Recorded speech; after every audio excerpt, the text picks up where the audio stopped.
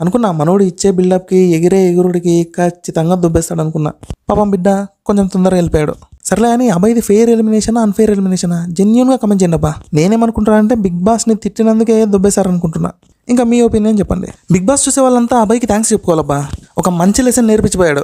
మీకేమో కానీ నాకైతే ఒక పాయింట్ క్లియర్గా అర్థమైంది. అసలు ఏం చేయకుండా నేనే తోపు నేనే తురుమని అనుకోకూడదు, ఈగో ఉండకూడదు, ఎదుటి వాళ్ళని డిస్రెస్పెక్ట్ చేయకూడదు. మనోడిలో ఈ క్వాలిటీస్ అన్ని పుష్కలంగా ఉన్నాయి. నిజానికి అబ్బాయి ఎలిమినేట్ అవ్వడానికి 2 రీజన్లు ఉండిండొచ్చు. నెంబర్ 1 బిగ్ బాస్ వల్లే కావాలని ఎలిమినేట్ చేసిండొచ్చు. నెంబర్ 2 మనోడికి ఆడియన్స్ నిజంగానే ఓట్లేసి ఉండకపోవచ్చు. ఈ రెండిట్లో ఏది నిజమాని కరెక్ట్గా చెప్పలేనులే కానీ బిగ్ బాస్ మీద కొంచెం డౌట్ ఉంది నాకైతే. అయినా ఎవరు ఊరుకుంటారబ్బా వాళ్ళ ప్లేస్కి వచ్చి వాళ్ళందరితే. అందులోనూ మనోడు పెద్ద ఫేమసా అంటే అది కాదు. సో బిగ్ బాస్ లాంటి ఆపర్చునిటీ వచ్చినప్పుడు ఇలా మాట్లాడతారు ఎవరన్నా, థ్యాంక్ఫుల్గా ఉండాలి. నాకైతే ఇతని మీద ఫస్ట్ ఇంప్రెషనే సరిగ్గా లేదబ్బా. ఏదో పెద్ద పోటుగాడు అన్నట్టు బిహేవ్ చేసిండే, కానీ అది క్లియర్గా తెలుస్తుంది డబ్బా కట్టుకుంటున్నాడని. చెప్పాలంటే నా లిస్ట్లో అయితే ఈ మనిషి టాప్ 5లో కూడా లేడు. సెకండ్ పాయింట్ వచ్చేసి నిజంగానే ఓట్లు పడిండవు. ఎందుకంటే లాస్ట్ వీక్ చీఫ్ అని జస్ట్ కూర్చున్నాడు తప్ప ఏం బికలే.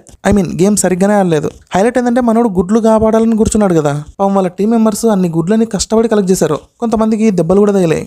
ఈవెన్ అమ్మాయిలు కూడా చాలా డేర్గా ఫైట్ చేసి తెచ్చారు. కానీ పక్క టీం వాళ్ళు గుడ్లను ఎత్తుకోపోతుంటే ట్రై కూడా చేయలేదు. ట్రై కాదులే కానీ అసలు మనోడు కదులుతే కదా ఫస్ట్ స్తంభంలా కూర్చున్నాడు. దీనికి రీజన్ వచ్చేసి ప్రీవియస్ గేమ్ అలా ఉండడానికి. దాంట్లో ఇతని తప్పు లేదంటే 100% ఇతందే తప్పు. గేమ్ రూల్స్ చెప్తున్నప్పుడు సరిగ్గా వినాలి, సరిగ్గా అర్థం చేసుకోవాలి. కానీ మన హీరోకి మాత్రం అక్కడ ఒకటి రాసింటే ఇంకోటి అర్థం చేసుకుంటాడు. గేమ్ బాక్స్లో ఉండి ఆడాలి అని రాస్తే బయటికి పోయి ఆడకూడదు అని లేదు కదా అంటాడు. ఇంకేమనుకోవాలి ఇతన్ని కొండగొర్రె కాకుండా. సర్లే ఓడిపోయినాడు, సైలెంట్గా ఉండొచ్చు కదా. బ్లేమ్ అంతా బిగ్ బాస్ మీదకి సంచాలక్ మీదకి దోసినాడు. మళ్ళీ బిగ్ బాస్ని ఇష్టం వచ్చినట్టు మాట్లాడినాడు.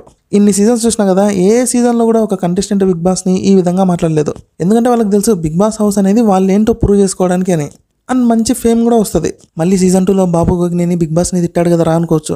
అతను అలా తిట్టడానికి రీజన్ ఉంది. ఎందుకంటే బురదలో అలా కొట్టుకుంటున్నప్పుడు బిగ్ బాస్ చూస్తూనే కూర్చున్నాడు. అందుకే కదా తన తప్పు ఉందనే గేమ్లో మళ్ళీ చేంజెస్ చేశాడు. నాకు తెలిసి ఇదే ఫస్ట్ సీజన్లో శివబాలాజీని, సెకండ్ సీజన్లో బాబు గోగినేని చూసి ఇన్స్పైర్ అయినట్టున్నాడు. అప్పుడు కూడా మనోడు జస్ట్ వాళ్ళు తిట్టడమే చూసింటాడు. కానీ బిగ్ బాస్ని ఎందుకు తిట్టారు అని అర్థం చేసుకుని ఉన్నారు. చెప్పాను కదా ముందే, అర్థం చేసుకునే శక్తి అయితే లేదు. సో మనోడు కూడా వాళ్ళలాగా బిగ్ బాస్ని తిట్టి ఏదో అవుదాం అనుకున్నాడు. కానీ గేట్లు ఓపెన్ చేసి బయటకు దొబ్బేశారు.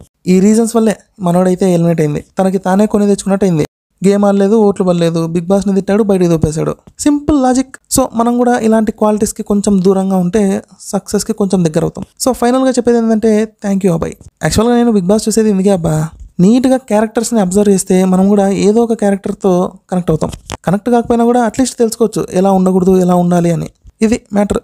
సర్లే అని అబ్బాయి ఎలిమినేట్ అవ్వడానికి ఇంకా ఏమన్నా రీజన్స్ ఉన్నాయా? కమెంట్ చేయండి. Okay, that's all for today. Have a good day. Take care. Tata, bye.